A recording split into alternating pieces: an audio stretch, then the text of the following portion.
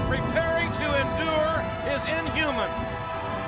You're talking to the rollers, wearing diamond ring, wearing kiss stealing, wheeling dealing, limousine like jet flying, son of a gun, and I'm having a hard time holding these alligators down.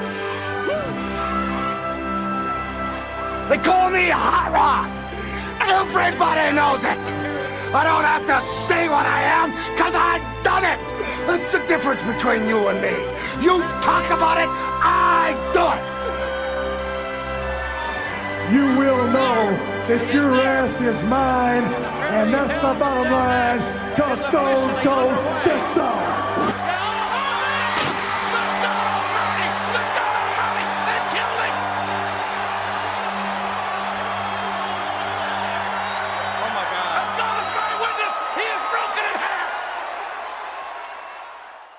Welcome to the 2026 Backlash edition of the Eastside Dave and Son Wrestling Show. Thank you. Oh, the applause is staggering. Yes, indeedy. Eastside Dave and Son Wrestling Show back at you in the arena, in the squared circle, and ready for pandemonium, non-stop action, and no holds barred action. My name is Eastside Dave McDonald. Of course, I can't do the show by myself. There's a son in the title of the show, and that son's name is Stanley. Mac, let's go. Let me hear it. Yippee! Yippee! He's channeling his inner Anakin Skywalker. Oh, brother, we have Backlash tonight in Tampa. As I was looking at the card, and I'm like, this is going to be a very quick episode of the Eastside Dave and Son Wrestling Show. It's 5 matches, folks. Are these PLEs always just 5 matches now, or are they getting shorter and shorter? Less matches, charge more. That's the motto. I think it's less matches, more commercials. Now they're putting in hey, look. Let's do a little WrestleMania recap. Let's do a little quick review and talk about the current state of the WWE with Raw and SmackDown and everything going on. Also, IWF, we just had our more than likely final event at IWF. It was a smashing success, sold out crowd. Unfortunately, the Eastside Empire came up short. And then Dr. Hertz, the manager of the Dark Oracle Sage, put his hands on me, punched me in the face. And somehow that got a huge standing ovation, a round of applause, and that was the end of the show. Wonderful, legendary, independent wrestling promotion, IWF. They've been around 30 years, 96 to 2026. Kevin Knight does tell me there's going to be a special Hall of Fame and fan event in the fall. So you do want to be connected to campiwf.com. That's the website. Or their socials are usually at Wrestling IWF. That's their Twitter. That's their Instagram. On Facebook, it's just at IWF. But the website, campiwf.com, Kevin is starting to play some of the clips, and soon he's going to be dropping some of the matches of this final 30th anniversary and farewell event. Can't say enough good things about IWF. I was there for 10 years, for crying out loud. The greatest manager in the history of the state of New Jersey. I did capture all of the gold at some point. In other words, the Eastside Empire, my men, became tag team champions, courtesy of the Atkins brothers, North American champion, courtesy of First Class Justin Adams, and then, of course, world heavyweight champion, courtesy of Chip Atkins. So at one point, and women's champs as well, because Karen Atkins, the masked, unknown Atkins sister, won that title. So literally, Grand Slam champion am I as a manager at the IWF. I cannot thank them enough. I can't thank Kevin Knight enough. The fans are absolutely fantastic, even though I despise each and every one of them. And if you're listening and you're an IWF fan, that means you. I despise you, especially the blonde lady in the front row and her entire family. Tony, I know your name, and I got to tell you, I'm going to miss you. I'm going to miss your stupid blonde perm haircut. I'm going to miss your dumb face. I'm going to miss your awful, rotten etiquette towards me, Eastside Dave, New Jersey's greatest manager of all time. So just a few words about IWF. Wanted to give those out. Now we'll get into our little WrestleMania discussion, Stanley Mac. Number one, just brought it up. Too many commercials. I was a fan of night 2. Hey, I didn't think night 1 was that bad. I know a lot of people criticize night 1. I thought night 1 was fine, but obviously the inclusion of McAfee and Jelly Roll was disgusting and abhorrent. Nothing like including Muhammad Ali and Mr. T in WrestleMania 1. People trying to draw that analogy. I'm sorry. Jelly Roll and McAfee are not Muhammad Ali and Mr. T for that matter. Didn't like night 1 that much. I mean, I was okay with it. Night 2, I thought was much better, and I thought the Punk Roman Reigns match was great. My main criticism was WrestleMania cannot have this many commercials. WrestleMania needs to be a movie, folks. And yeah, if you're going to have the occasional 30-second Snickers ad, I'm not going to, lose it. But my God, commercial break after commercial break after commercial break, that was awful. And right now the WWE is grabbing every single penny that they can. They see the fans as money marks, and that's all they see us as. Thank you to that one fan, though, who sat out inside for one match and paid like $10,000 for that. That was funny. That was so uncomfortable and weird and, yeah, embarrassing. You're a rich person, so you pay all the thousands of dollars just to sit next to Michael Cole and Wade Barrett. If I was Michael Cole, I would feel a little uncomfortable. I know, and I'm not usually one of these people that tells, rich folks what to do with their money. It's your money. But golly, talk about a waste of $10,000 that you could have given to like a children's hospital or something. And he probably does, or I don't know, maybe he doesn't. But, there's better ways, sir. You kind of came across as a little bit of a dork, in my opinion. So, yeah, WWE will sell you everything now. And what they don't learn is the fans are beginning to feel like simply ATM machines. We're just cash machines for the WWE. And they're not registering us as people. On one hand, they want to pretend like social media is important. And here's the hypocrisy of the WWE lately. Anytime they do something good, they show the tweets and the reactions. And anytime the fans then complain on social media, Nick Khan goes out, does a press conference, is like, well, that's the small, loud minority of fans. That's not the way people think, and we don't pay attention to that. But you do pay attention to it. All you do is talk about how many followers you have on social media. You constantly put tweets up on Raw or SmackDown, sometimes WrestleMania. You show fan reactions on YouTube. What are you talking about? They say one thing, they do another. They talk out of both sides of their mouth, and it's not a good feeling right now to be a fan of the WWE. We're starting to feel like we're being taken advantage of, and that's the way to drive fans away. And, WWE, can you ever learn from other people like Marvel and Star Wars? They did the same things to their fans. We know best. We don't care about you guys. We don't care about the large fan base. The loyal, hardcore fan base are always the people you need to go for. No one who doesn't watch wrestling is going to, at the age of 30, tune in because Jelly Roll is on the show. It's not happening. It's not happening. So get it together.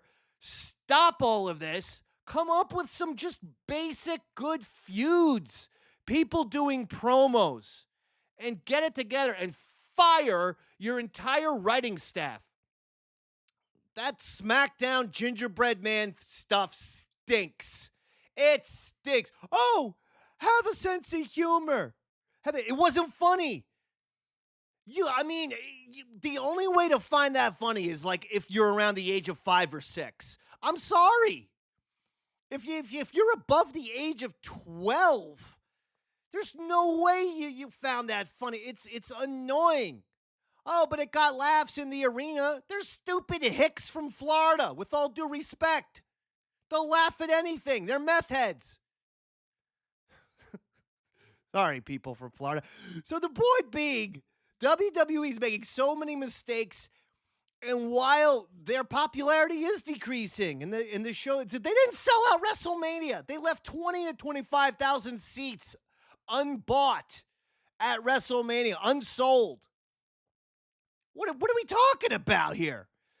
I think this past weekend was the first time that we really saw that unless you have a ridiculously stacked card and just awesome rivalries all over the place, 2 nights of WrestleMania is too much.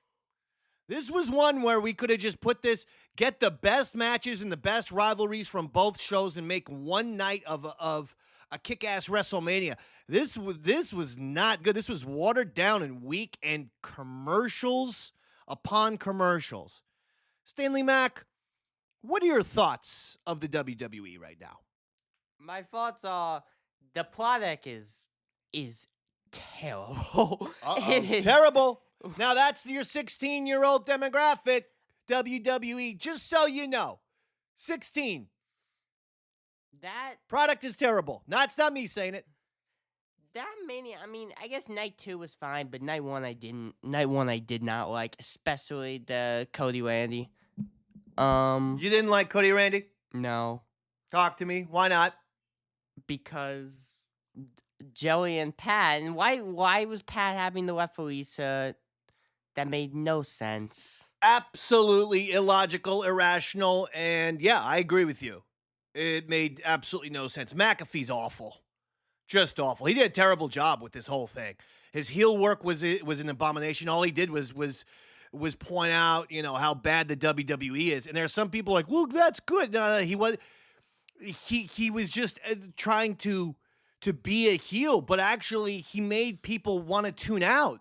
He made people go, you know what? Yeah, WWE stinks, and it's overpriced, and I shouldn't watch. So I don't know. It's not good. What was better? The IWF 30th anniversary farewell event or WrestleMania? The IWF. Wow. You heard it there, folks. That wasn't me. That was Stanley Mac.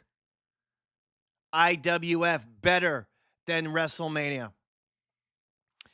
I thought the Punk Roman match was great.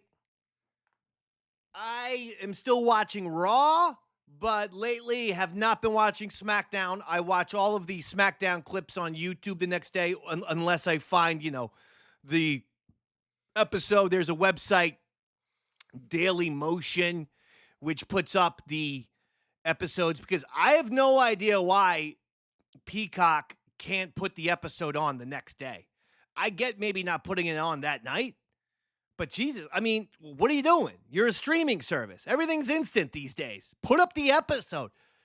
Why does Peacock do that? They're like 4 weeks behind on SmackDown. So if you miss it on Friday, and there wasn't a chance in hell I was watching SmackDown last night. I had the New York Knicks dominating the Philadelphia 76ers in Game 3 of the Eastern Conference semifinals, winning by 14 points. Bam, Knicks take a 3-0 lead. So also what you're saying is the gingerbread is not a draw. Not for me, he's not. No. Gingerbread is not a draw. We watched the clips, folks. That gingerbread, that was a lot of gingerbread. Oh, come on. Have some fun. I do. Danhausen. Because Danhausen's clever, quirky, little different, unique, little eccentric. Danhausen's fresh. That Trick Williams was not 2019 Vince McMahon. And what I think is happening is after Triple H's really good start, his hot start of a year and a half, couple of years or whatever, he's just, I don't know. I guess he's creatively bankrupt. I guess he's lost ideas. I guess he's run out of ideas. And so they just default to latter day Vince McMahon stuff. And that stuff stunk, and this stuff stinks. Like in his the only thing I could say is he was doing great stuff really and there was some stuff after saw, but up until like TKO buying it, Vince had horrible stuff going on. Look, the guy. No, I meant Triple H was doing good up until, because remember he ran it for a little. Right. No, you're right. Speak nice and loud into that microphone. Everyone wants to hear Stanley Mac, the babyface of babyfaces. I know. I'm just telling you. I see the waveform here, right here on the audio file. Well, anyway, you're making good points though. Triple H got off to a pretty good start, but now what's he doing? Because TKO's involved. It is them, because it is not a coincidence that once like WrestleMania like 40, and before that when they like bought it is when the company started going downhill. It's not a coincidence. Here's the problem with Triple H. He's weak. You can see it right now. He doesn't have a backbone, so he'll never tell Nick Khan bad idea, and he'll never tell Ari Emanuel bad idea. And as far as that Mark Shapiro goes, they got to put a muzzle on that nitwit and tell him never to do an interview again for the rest of his life. Every time the guy does an interview, he insults the fans. And somehow throughout this process, they're making WWE fans nostalgic for Vince. They're wanting Vince McMahon back. They want to pretend like their ideas work, and yet in recent months we've had post-show chants of "We want Vince" and AEW. Can you imagine? Folks, that's not like good wrestling heel heat. That's like, we hate you guys. We're going to stop spending our money on you guys. I won't blame anyone for tuning out. SmackDown's unwatchable. So, yeah, I'll just live with the show online or the YouTube clips for now until they get their act together. The Gingerbread Man stuff was horrifically bad. I mean, enough with the stupid mascots. How long did we have to watch that dumb bunny? Every 3 years it felt like there was someone in a bunny costume in the WWE prancing around the ring. And we're doing that now. We're just transferring over to a gingerbread man. Give me a break. Come on, guys. You did say when Henry did his concert and the a bunny. You did say, why is it always a bunny? Why don't they get like a new mascot? so really they listen to you. I shouldn't have said that. I apologize.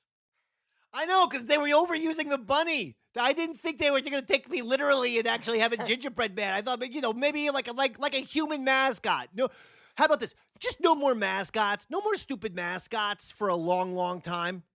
Hey, since we're on the topic, they got to stop giving women's wrestlers speeches to memorize.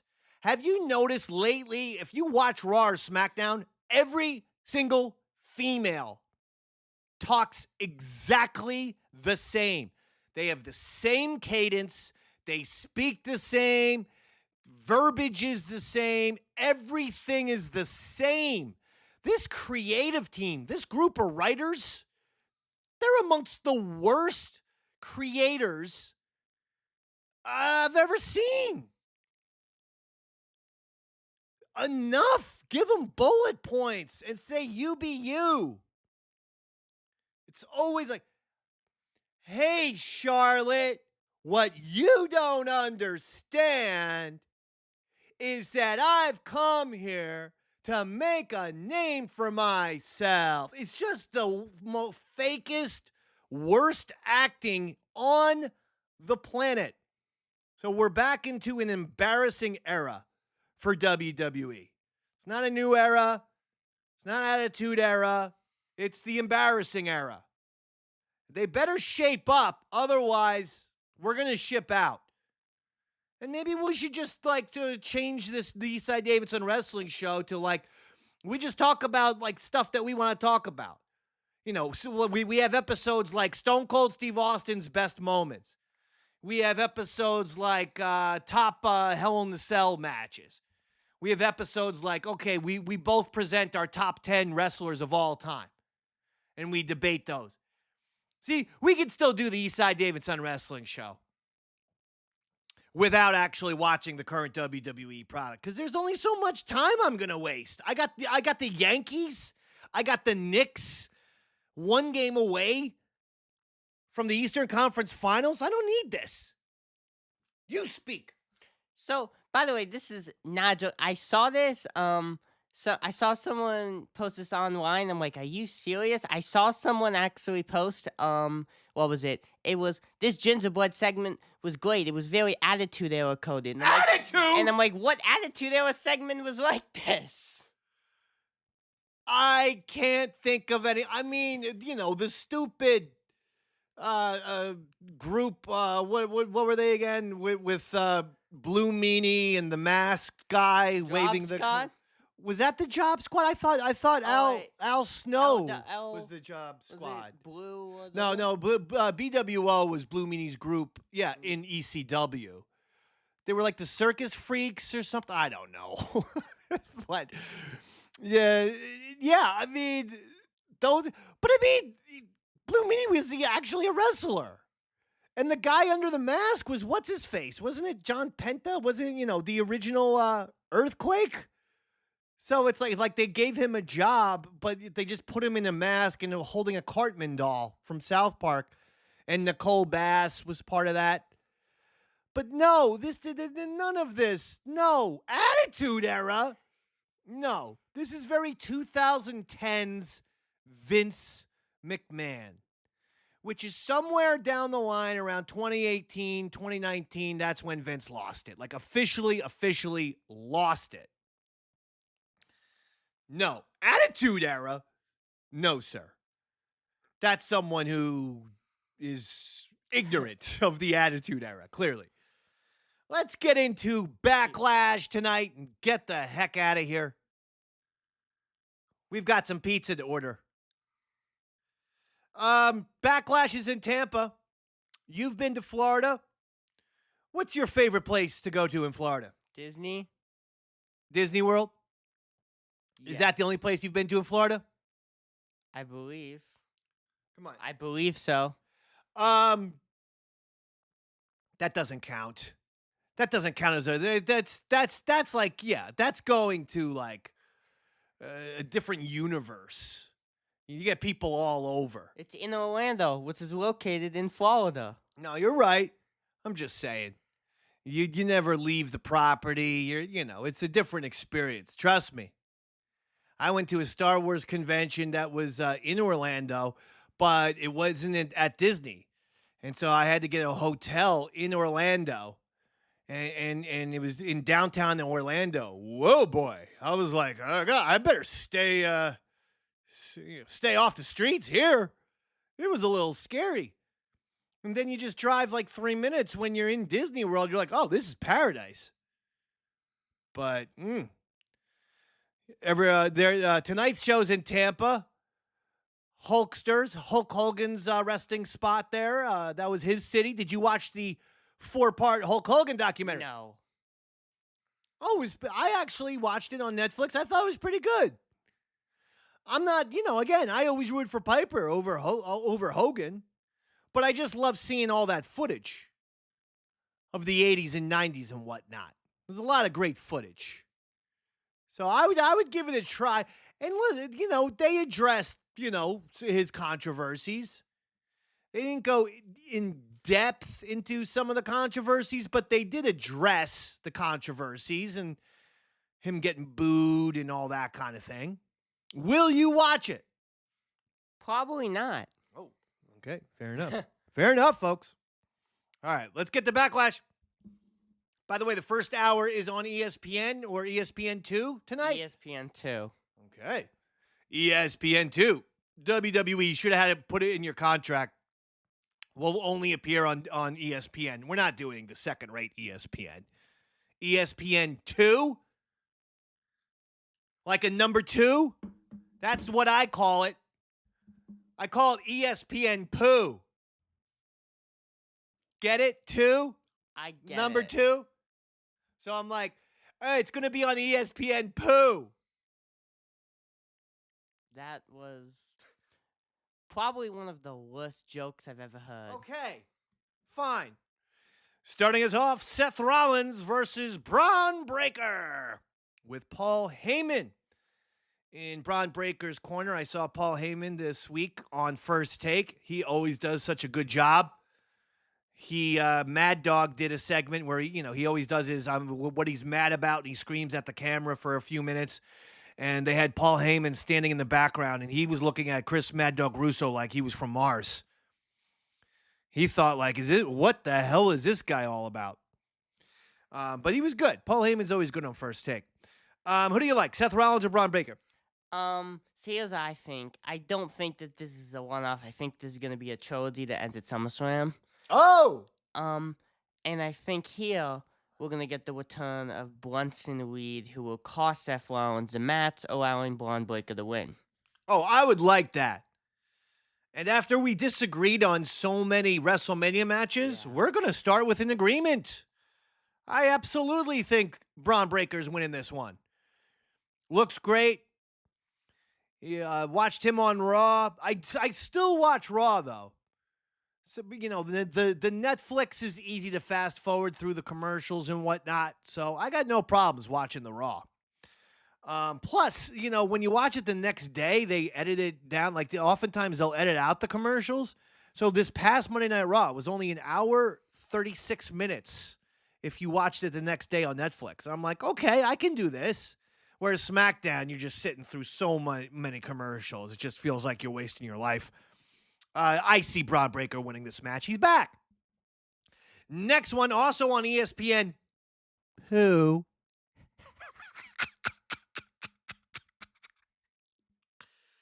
There's this baseball player, and I always talk to him. I talked to my buddy Sean O'Barry about this guy. His name is Albert Pujols. Yeah. Like poo drops out of his hole. Okay. What? That's his name. Shadow. Trick Williams versus Sami Zayn. No word yet if the gingerbread man will be there. It's a singles match for the WWE United States Championship. Stanley, who do you like? I think Trick's retaining to get Sami more mad for when he eventually turns heel. You like Trick here? Yes. Yeah, I like Trick here too. What's the point? What's the point of all this? Let's just end this. Trick beats Sami, and then let Sami go berserk and become, an angry, upset heel. Obviously, that's the direction he's going in. Let's just keep. Go back to the Master Strategist gimmick, right? Probably, right? That's what they're gonna probably do, right? I would hope so. Sammy's upset. He's a whiner. He's a complainer. He's paranoid. They can do that. Next match, and now we're talking about it will go over to ESPN, the app. Insane that you would have to then pay $35 essentially if you're a WWE fan for 3 matches. That's insane. Io Sky versus and that's if you want the Disney Plus package with no commercials. Otherwise, you got to pay $45. Which I have to pay because you can't watch Star Wars or The Mandalorian, which I'm catching up on, with these commercial breaks. So $45. Because they're like, well, it's a bundle. It's Disney Plus and Hulu and ESPN. I don't even want Hulu. And you own ESPN. Jesus, what money grubbing pigs Disney is, ESPN is, and the WWE is at this point. Io Sky versus Asuka. Well, I mean, it feels like there's something missing here, doesn't it? Kyrie Sane We didn't got even- released. We didn't even talk about the releases. Go ahead, give us your thoughts on whoever you want to talk about. Well, obviously Wyatt Six. We were upset about that, and I think that them getting rid of Bo Dallas is a big mistake. You could have actually done something with Bo. I was telling Stanley I have a storyline idea where, well, this is what they could have done with the Wyatt Six. Did I say this on the last episode? No, I just said it to you off mic, right? Yeah, you said it to me off mic. This is what they should have done with the Wyatt Six, because they never knew what to do with the Wyatt Six. You know why? They're unimaginative, non-creative, brain-dead morons.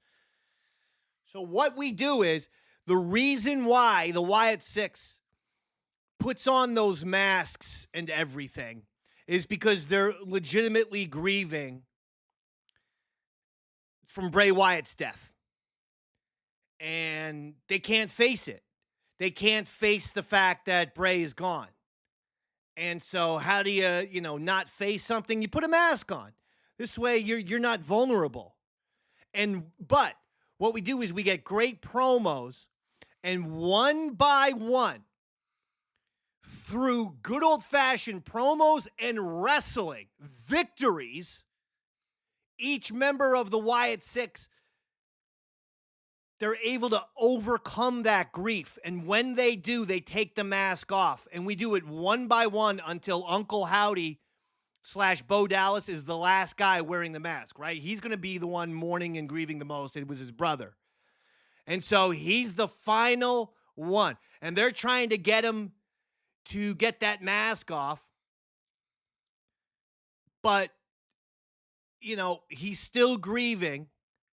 But again, through promos and through maybe even cinematic vignettes, they're able to convince him, look, you got to do this. You have to face your fears. You have to get that mask off. And and finally Bo Dallas takes on somebody, and that somebody gets the best out of Bo Dallas, and he's able to win as Uncle Howdy, and he takes that mask off, and that's it. End of the story. And it doesn't mean that they have to even break up, but it means now we know why they're wearing masks. And now we have a beginning, middle, and end where they can then get rid of the masks.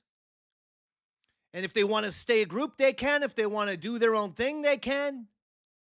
And then 5 years, when people are feeling a little nostalgic, they put the masks on back for WrestleMania. But this time it's like, because, these masks are going to give us, our strength or this or that.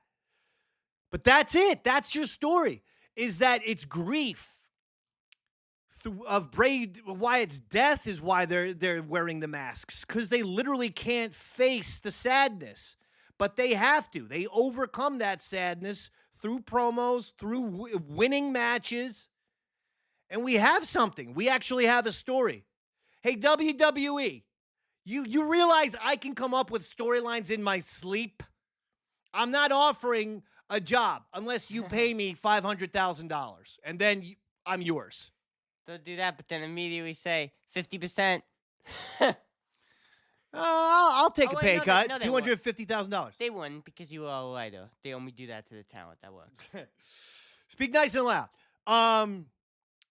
Who else got released? Aleister Black. Oh my God, that poor guy. You brought him back for a year. You didn't know what to do with him. You gave him Karrion Kross's gimmick, and then you cut him. And then you have nitwits like Booker T or Bubba Ray saying, well, he didn't get himself over. You can't get yourself over. This thing is planned out and scripted to the last detail. Yep. Okay? You can't do it. Plus, it doesn't matter if you get yourself over. Look at LA Knight. Look at Rusev Day. Plenty of times guys get themselves over and then they still don't do anything with them. I mean, you can't say it because Kross got himself over last year. I know. That's the perfect example of a guy who got himself over and they couldn't do anything with him. Ugh. Danhausen and a mystery opponent. We didn't even make the picks for you, Alaska. Oh, EO versus Asuka. No more Kairi Sane. Go ahead. Or is there? Because here's what I think's gonna happen. I think Triple H is gonna go to his last second, his good old bag of tricks, and is gonna just tell Kyrie, you know what, put on the hood, and you're gonna just attack Asuka. Another person wearing a black hood type of thing? I think they're gonna. That's how she's gonna come back, and they're gonna do the clap. They're gonna do what Triple H loves. Yeah, I hate to agree with you. I mean, I that would be great if Kyrie Sane came back like that, a little R-Truth scenario. But I also see Io Sky winning this. Asuka on an interview spit blue paint all over her face. And that was the last thing we saw. Io wins with the help of Kyrie. All right, let's do it. So we've agreed on all three matches thus far. Next one, Danhausen mystery opponent versus The Miz and Kit Wilson. Kit Wilson in a tag team match. Who will be the mystery opponent? Rumors are Jelly Roll. I can't get this guy off of my television. WWE. This guy is not Mick Jagger, for crying out loud. He is not the celebrity you think he is. The problem with the WWE is anytime any mediocre C-list celebrity is like, oh, I like the WWE starts putting him in main events and whatnot. Get Jelly Roll out of here. We're sick of seeing his face. Quite frankly, the weight loss hurt him the way it hurt John Popper. When Blues Traveler, the rock band, was big, it was, oh, look at that guy, that 500-pound guy playing all those harmonicas. And then he lost weight, and you never heard from Blues Traveler again. Same thing with Jelly Roll. Anyway, who's going to be the opponent? I'm gonna say I feel like it's either Punk or Jelly Roll. Wow, CM Punk. And if it is CM Punk, will he put on the face paint the way he put in AEW? I think he might. When he teamed up with Sting and Darby Allin, he put on face paint. I think he might. Punkhausen. No matter who, they're gonna win. How about this? Randy Orton. Randhausen. Randy's like, you know what? Whatever. I'll do whatever you guys want me to do at this point. Because you guys just have no plans for me. You're not gonna give me 15. So, yeah. Okay, I'm going to say it's more of like a legend. What if it's Brock Lesnar? Oh, okay, I would actually love that. And especially if Brock came out painted.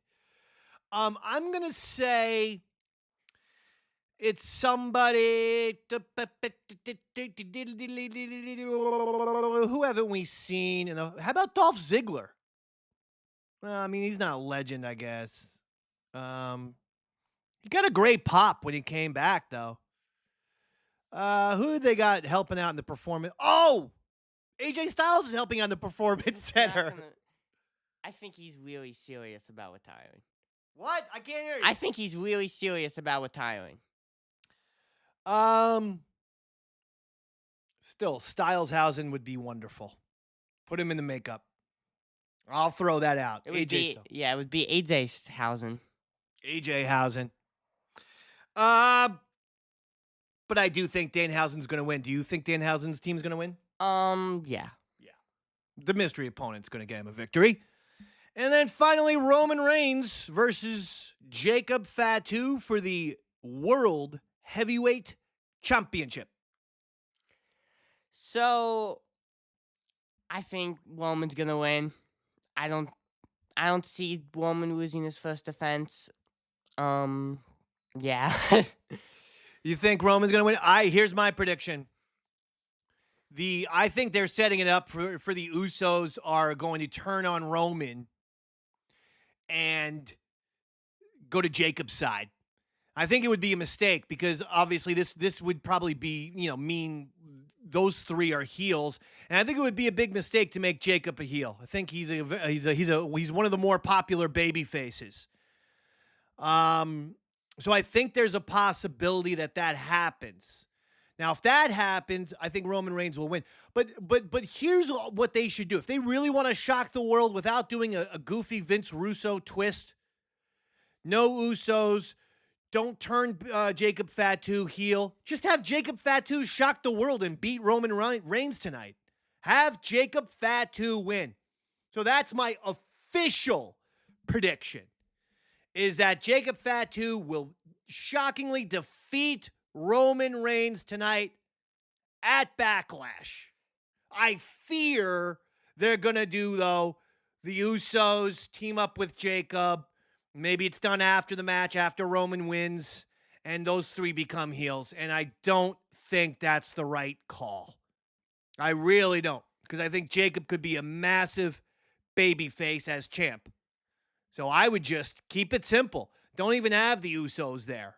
Or maybe if you're keeping Jacob a good guy, the Usos do try to interfere, and it looks like it's going to cost Jacob the win, and then somehow he kicks out, he takes care of them, and he shockingly beats Roman Reigns, and there's your new champion. If they do that, they would have something there. I think that would be something that the wrestling fans would get behind. It would be a surprise. It would be a twist. But at the same time, it would be a welcome surprise. What do you think about that? I would love that. I don't think they're You'd gonna. love that. I don't think they're gonna go with it though. I should book the WWE between my Wyatt Six storyline premise and that idea alone. I should be the new booker of the WWE. I certainly should be the head writer. All I want is $4 million Well, that's not happening. per 6 months. I want a half annual salary. So $8 million for the whole year. Well, that's not happening. All right. Wait, we didn't mention New Day. The New Day. New Day is one of the team. Well, they didn't get released. They decide yes. So you brought it up. They asked a bunch of people to take half their salary. What is the matter with these people? I mean, TKO. They don't understand that's an insult. Like, even if, okay, we have to cut your pay, you're still going to get 75%. Half is an insult. Speculation that it could have been The Miz, it could have been Damian Priest. But none of us really know. No, we don't.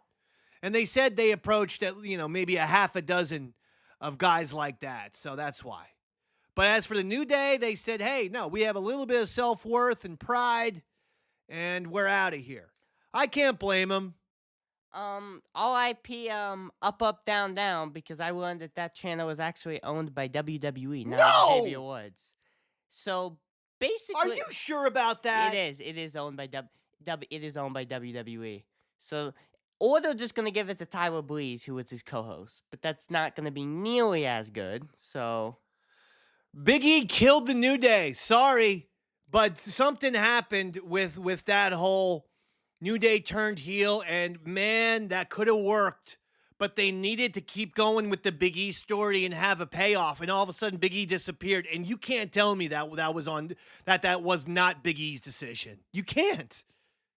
Now, if it wasn't, I take it back, Big E, and I apologize. I do, right here officially. And if that's the creative just deciding to randomly drop that story, then shame on the creative. But something's weird about that. Something feels very, very off. Big E hasn't felt the same in a long time. He's on the desk with these pre and post shows. He doesn't feel like the same guy. There doesn't seem to be any joy with Big E anymore. His spirit is gone. There's no glint in the eye, glimmer in the eye. I don't know. Something's off with that dude. So that will do it. Final thoughts and opinions of anything at all. final thoughts is have fun at Backlash. That's your final thought? That is my final thoughts. Okay, folks, you heard him. Have fun at Backlash, and God bless you. For Stanley Mac, I'm Eastside Davey Mac. Good night, everybody.